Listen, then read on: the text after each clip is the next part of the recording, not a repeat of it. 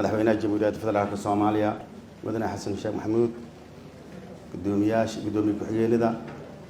لبدا القلاء برلمان جمهورية فدرالك الصومالية رئيس الوزراء وزير ذا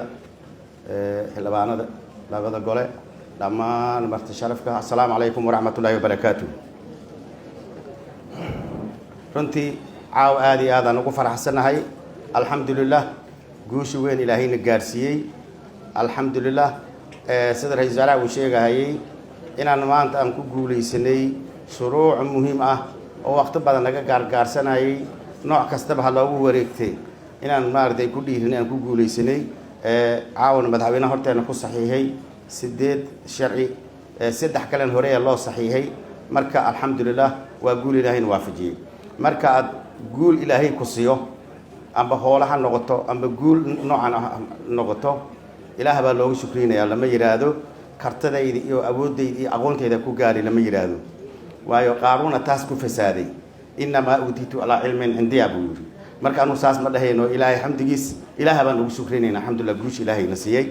mudana madaxweyne waxaad ogaanaysaa runtii baarlamaanka Soomaaliyeed oo hadda jiro labadiisa golaba dadaal aad iyo aad u balaaran ay galeen muddadii laga soo bilaabo doorashadii habeenkii ugu horeeyay markii golaha la dhaariyay kadib dhinaca golaha shacabka doorashadii ugu horeeyay gudoonkooda waxay doorteen 28 Abriil oo hadda laga joogo muddo marka hal san wax yar dhiman ah kalfadhigii koowaad baarlamaanku wuxuu ku mashquulay in maaragtay dhismihii dawladnimada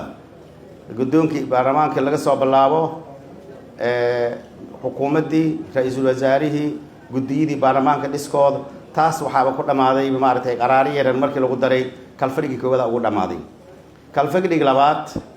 baarlamaanka wuxuu maaragtay diiradda saaray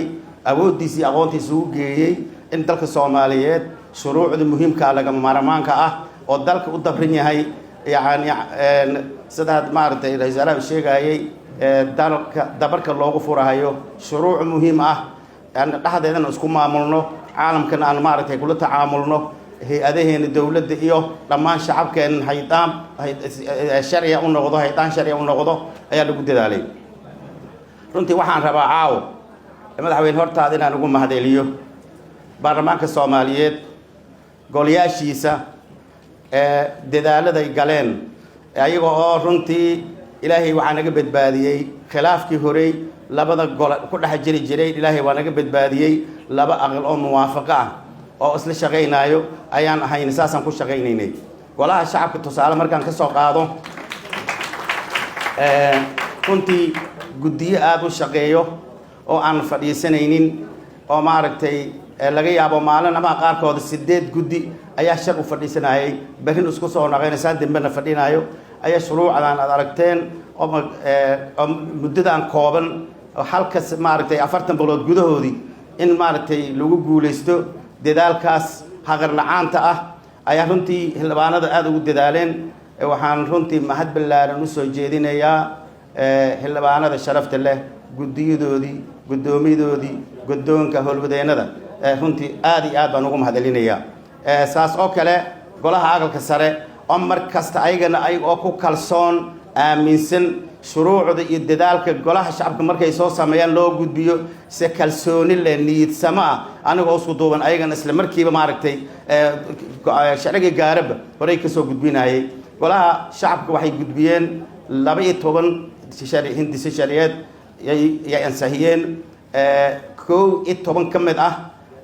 golaha sarena waa ka gaarsiiyeen ayagana waa soo gudbiyeen 8 caawa inta lagu saxiixay 3 noorey madaxay u saxiixay hal ayaa waqtiga ku dhacay oo maaragtay kii ugu dambeeyay maareynta deegaanka ah kaas golaha shacabka ka soo gudbay wili aqalka sare u harsan intaas 12 kaas sharci intaas lagu soo dhameeyay runtii waxa la dhihi karaa dadaal aad iyo aad muhiim u ah waxaan kale u mahadcelinayaa xukuumadda Soomaaliyeed runtii shuruucdaas ayagana maaragtay si automatic ah noogu soo gudbinayay dadaal aad iyo aad u qiim badan muujiyay ayagana runtii mahad gaala baan u jeedinayaa madaxweyne adigana runtii saas oo kale caawa aad iyo aad aan kaaga mahadcelinayaa adiga oo ka daahin muddo kooban shuruucdii dhan noo saxiiday intii ugu dambeysay oo kaliya noo harsan tahay faafinta rasmiga ah taasna kulay sida ugu dhaqsi badan insha Allah waa soo bixi doonta aad iyo aad dhammaanteen isugu madaleynayna isugu hambalyeynayna mudane madaxweyne anagu hadda go'aan ahaan waxaan gaarnay markii kalfadhiga la xiraayay sida maaragtay shuruucda muhiim ah badan oo noo taala ka sokow waxaan go'aan naga ah haddii ilaahay nagu makaniyo waxaan awoodda aan isugu geyn doonaa dastuurka asagana ka bixi waayey qabiyadda ka bixi waayey kaasaa naga go'on kalfadhiga saddexaad markuu furmo sida maaragtay hadda shuruucdan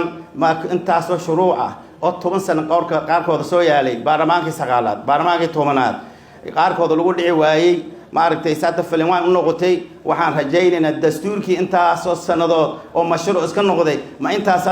asigana lagu dhameeyo in la yidhaahdo taasaan rajaynaynaa haddii aan leedmo insha allah madaxweyne aad iyo aad u mahadsan tahay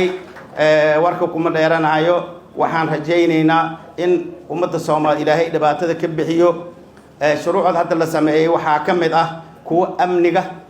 aad muhiim ugu ah kuwa deyn afinta aad muhiim ugu ah kuwa maaragtay qaabkii loola tacaamuli lahaa cadowga dalkeen iyo maaragtay howlaheen banaystay si xaaragnimo ah maaragtay ku banaystay kii xakameyn lahaa oo lagu ciqaabi lahaan waa ku jira marka intaas dhan ilaahay baa nagu guuleeyay waxaan kaliya aan rabaa inaan yiraahdo anagoo intaas dadaal sameeynay mar badan waxaa la dhihi jiray shuruuc la'aan ya maaragtay arrimaha qaarkooda dalka ciqaabta ugu jira yani maalgashigii lama aamini karo deyntii lidinka macfin karo yani socdaalkii wixii maaragtay nidaamka adduunka muwaafaqsantiin waxyaalo badan la dhihi jiray waxaan aaminsanahay cidii si gaar daraan ugu maaqaysa maahayna inaan jidkii dawladnimo dhammaystirnay ku soo dhacnay baan aaminsanahay waxaan ka codsanaynaa adduunyada iyo dawladaha qiimaha leh Soomaaliya danaynayay oo kaliya shaki iyo deen afintan daraadeed maaragtay armihii gargaarkii garab istaagi ugu xaranna waxaan ka codsanaynaa si garab istaag dhab ah oo aaminaad ah deen afinta inay gacan ugu geystaan ummadda Soomaaliyeed gacan lagu siiyo maadaama maanta maaragtay godkii ka soo baxday banaanka soo istaagtay in adduunka garabka siin waan ka codsanaynaa madaxweynaha oo dhameystiray doona madaxweynaha aad u mahadsan tahay ku soo dhawow mikrofoonka adiga aad u mahadsan salaamu calaykum waraxmatullaahi wabarakaatuh